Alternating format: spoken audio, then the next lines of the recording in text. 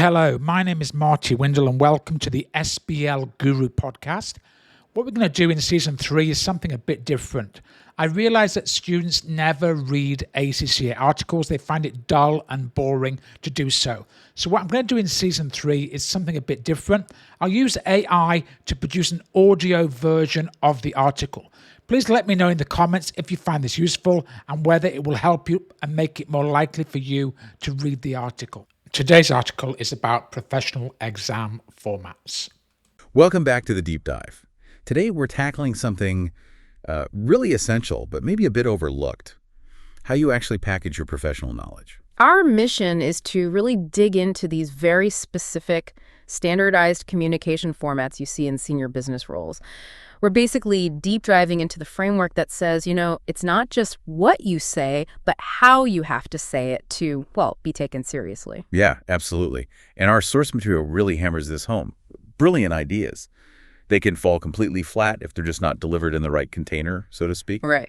If the structure's wrong or the tone's off, maybe you send a quick memo when really a formal report was needed. Exactly. Your analysis just doesn't land. So what we're doing today is mastering that kind of strategic scaffolding around your content, making sure your knowledge isn't just right, but it's professionally effective. And effectiveness. That's the key, isn't it? Especially in these high-stakes contexts like the SBL framework this material touches on. Definitely. The standards are tough because they really do mirror what's demanded in the workplace. If you say, forget the proper structure or misjudge the tone for your audience, you lose marks. You risk losing what they call professional skills marks, and these are critical. You can actually lose them, even if your technical stuff, the actual content, is perfect. Okay, so that's the risk we're trying to help you avoid today. Before we jump into the specific formats, maybe let's quickly define that framework again. We know these professional skills are tested everywhere.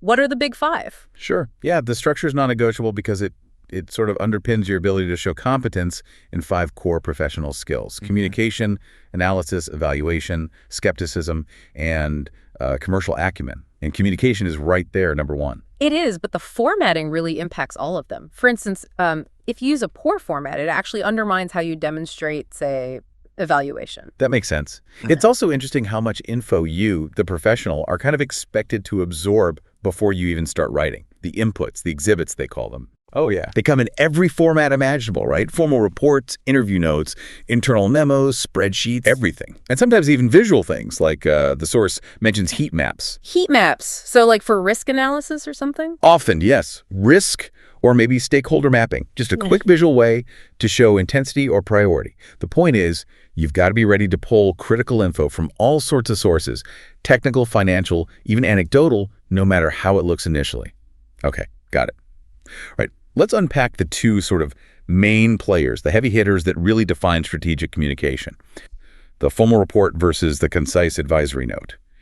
They seem similar. Both give information, so why are they so different?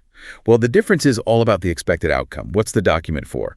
A report that's used when the task needs not just information, but also some independent analysis or an evaluation. Okay. Or, and this is critical, an overall recommendation or conclusion. It's like the end product of a piece of work, something leading to a decision. Right. It has to provide an answer. Exactly. And because it has to stand on its own, the structure needs to be really robust. The sources are super clear on this. Just putting to from at the top. That's nowhere near enough for a professional report. So what do you need? You need the full professional structure. A proper introduction, clear headings that actually link to the content, and then always a conclusion or a set of recommendations. Plus, the tone needs to be strategic, pitched precisely at the audience given, usually the board. That mandatory recommendation part feels really key. If the goal is a decision, you have to actually recommend one. Now, let's contrast that with the advisory formats, things like briefing notes, briefing papers, working notes. This is where that's interesting, isn't it? It really is, because the structure flips, like you said. How so? These advisory formats, they're meant to be short, sharp, purely informative. Think senior managers, directors, people who are really short on time. The purpose isn't to give them a final recommendation. It's to give them all the necessary facts, quickly, so they can pull it together and form their own objective view. Ah, so the crucial difference is? No opinions. These formats must not include your opinions, conclusions, or recommendations. If you stick your conclusion in a briefing note, you're basically doing the senior leader's job for them, preempting their decision. Okay, that's a huge distinction. So they still need a title and structure. Oh yeah, they still need a correct title, clear structure, clarity. But the mission is neutrality. Factual delivery. It's like giving someone the foundation stones versus building the whole house for them. The briefing note is the stones. The report is the finished house. Got it. That really clarifies the difference. Okay, so that covers the heavy structured formats. What about when we need to communicate ideas more, well, efficiently? Maybe faster to a wider audience, perhaps people less familiar with the details. Right. That brings us to things like presentation slides and their accompanying notes. Okay, presentations. Presentations are all about maximum impact, Okay. minimum time. They're visual, right? They have to get information across concisely, often to people just dipping their toes into the topic. So the slides themselves, they need immediate impact. Yeah, selling the idea quickly, visually. So brief bullet points, punchy language, Yeah. avoid walls of text, headlines, not prose. Exactly. But that raises a point. If the slides are just bullets, where's the actual substance, the detail? That lives in the accompanying notes. These are the speaker's notes that are used to flesh out the bullet points, provide the context, the detail the slide just can't hold. And they need to be clearly linked to the slides. Crucially. Right. Especially if you're prepping these for someone else to deliver, which happens all the time professionally. Those notes have to be crystal clear so a senior manager can pick them up and use your material effectively without getting confused. Makes sense. And you mentioned constraints earlier. There's a specific rule about the number of slides, right? Yeah, the examiners are apparently quite strict. If the requirement says they prepare 5 slides, you do exactly 5, not 4. Don't try and sneak in a 6. Why so rigid? Well, being able to work within constraints like that is actually part of professional skill itself. Shows discipline, maybe commercial acumen too, understanding resource limits. Okay. So moving on a bit. We also see formats designed for really specific situations or stakeholders, often around projects or external comms. You mentioned the project initiation document, PID. The PID, yes. It's arguably one of the most important tools in project governance. It's not just a reference.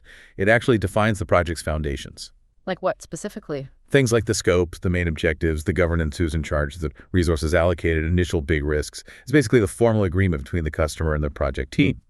Helps manage expectations, stops scope creep, hopefully from day one. So it sounds pretty fundamental, touching internal teams and external clients. Okay, now if we shift to purely external comms, press releases. These seem tricky. You're talking to everyone, customers, investors, media, the public. They are tricky. They need to be absolutely factual, concise, and really convey something significant or newsworthy. And the strategic purpose. Our source mentions a few. Yeah, it lists 3 main promotional purposes. Letting stakeholders know about something specific, like an event, letting the media know more about the business generally, and importantly, helping to promote the business's credibility and overall image.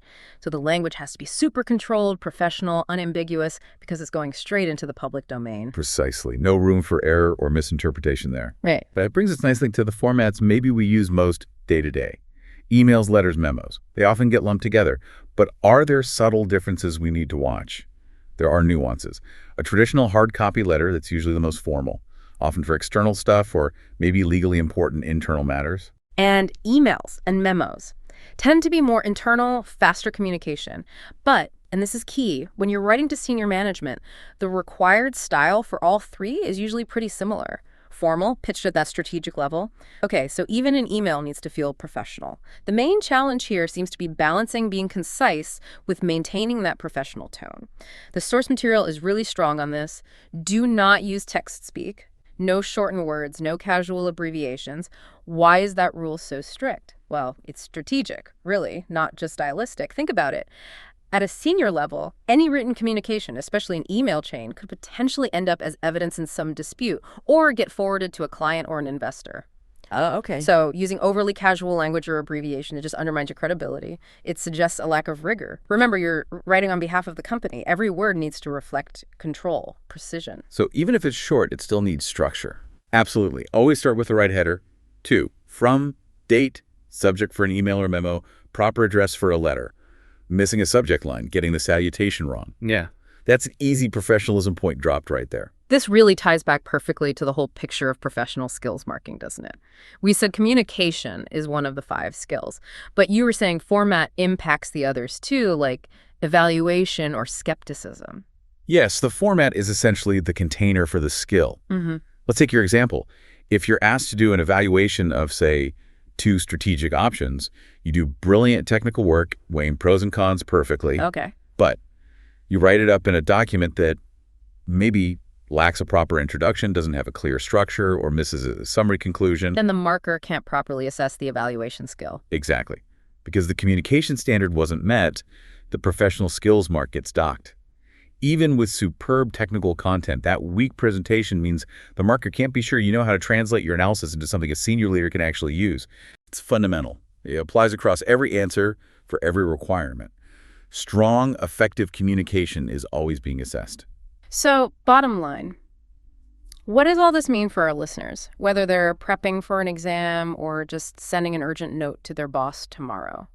It means the structure really is part of the substance. Your professionalism isn't just measured by how deep your analysis goes, but by how well you frame it for that specific audience and purpose. It forces you to make a strategic choice every time you write something. It should, yes.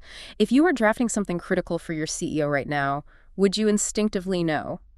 Does this need to be purely factual, like a briefing note? Or does it need a formal report structure with clear, justified recommendations? Getting that format right sets the expectation. So it's not just about following rules, it's about maximizing your own credibility. Using these structures properly makes your expertise seem polished, authoritative. Yeah, it elevates you. From just being a technical expert to being seen as a strategic communicator. It's definitely food for thought. Before we wrap up, you wanted to leave us with one final provocative question, something from the material about that division of labor we talked about. Yeah, just something to think about. Given that very clear difference between a briefing note factual only and a report which demands conclusions, how might understanding that change the way you actually read information coming to you from your own team? Good question. When you get a document, do you ever stop and consciously analyze its structure? Ask yourself, is this genuinely an objective briefing designed for me to make the call? No. Or are the conclusions already kind of subtly baked in, maybe presented in a format that should have been purely advisory? So recognizing the format helps you spot potential bias or agenda. Potentially, yes. Just another layer of critical thinking in the workplace. Something to mull over. That is definitely something to think about. Well, that's a wrap on this deep dive. Thanks for tuning in. Thanks, everyone. We'll talk soon. I hope that was useful. Don't forget to like and subscribe to the podcast and visit season 1, which is all about applying the SBL theories in the examination.